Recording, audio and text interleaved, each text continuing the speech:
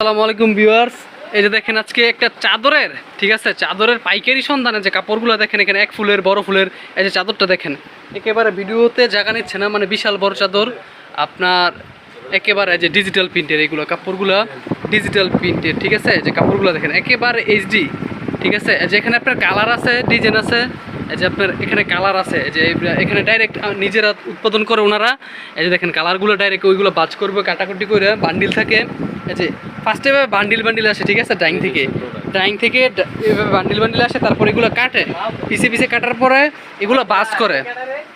এই যে এগুলো বাজ করে এখানে দেখেন আপনার হাজার হাজার পিস আছে, যে যত পিস চান দেওয়া যাবে, সমস্যা নাই।